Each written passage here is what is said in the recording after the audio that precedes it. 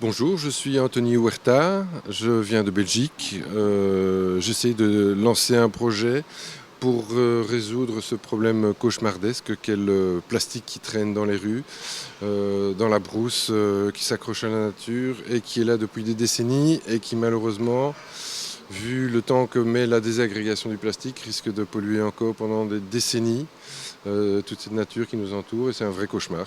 Alors le projet Raxa, c'est pour l'instant un projet à l'état de concept. Ça fait des années qu'on travaille sur ce projet, les possibilités, les financements. Donc nous venons maintenant à Dakar pour essayer de voir si politiquement ça intéresse, puisque c'est quand même la base. Est-ce que les gens sont intéressés à ce qu'on lance ce genre de projet? Les financements, je pense que ça ne devrait pas être un souci. Et puis à ce moment-là, ça va être trouver les accords, les partenaires, que ce soit Proplast ou d'autres. Parce qu'il y a déjà des acteurs qui travaillent. Donc il ne faut pas non plus refaire ce qui existe déjà. Donc il faut profiter des infrastructures et apporter à l'édifice des choses qui n'existent pas encore, affiner. Parce que même s'il y a des politiques qui existent déjà au niveau du ramassage du plastique, en attendant, le plastique, il est toujours là. Et ça fait des années qu'on dit qu'on recycle le plastique. Et la brousse, elle est toujours pleine de sacs qui volent dans tous les sens.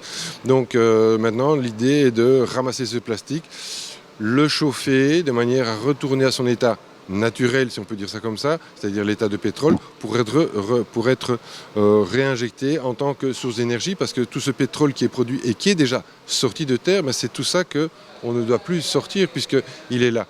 Donc on gagne quelque part sur deux niveaux.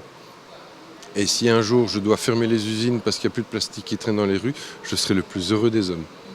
Oui, en fait, déjà à la base, il y a beaucoup des animaux que nous mangeons qui sont déjà ingurgités du plastique décomposé. Il y a du plastique en particules dans la nature qui traîne. Les poissons en grande particulier. Donc déjà aujourd'hui, 25% des poissons que l'on pêche en mer contiennent des particules de plastique. Et le problème du plastique, c'est qu'il ne disparaît jamais.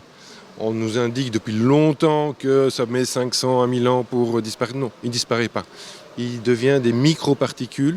Et le problème, c'est que quand ça devient des microparticules, nous, avec la meilleure volonté du monde, on ne peut plus le récupérer. Par contre, les animaux le mangent. Donc 25% des poissons aujourd'hui que l'on mange contiennent du plastique. Donc indirectement, nous mangeons du plastique. Donc c'est ça le plus grave, c'est qu'aujourd'hui, le plastique se retrouve dans la chaîne alimentaire de l'homme. Et c'est ce que j'ai dit dans ma conférence, 66% du placenta des femmes aujourd'hui contiennent des particules de plastique. Parce qu'on mange, parce qu'il y en a des animaux, les emballages se désagrègent, même si c'est en microparticules.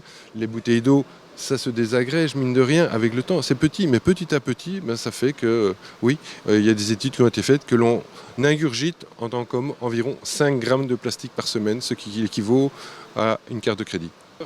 Il y a des acteurs du marché, que ce soit au niveau de l'énergie, que ce soit au niveau du cycle de recyclage, il y a des organismes et on vient rencontrer des gens parce que c'est vrai que moi je viens avec une conviction qu'il faut faire quelque chose, mais ce n'est pas mon métier, donc je rencontre des gens et j'espère qu'il obtiendra le soutien d'organismes et des organismes de l'État ou des organismes privés, puisque tout le monde est le bienvenu pour faire avancer la machine.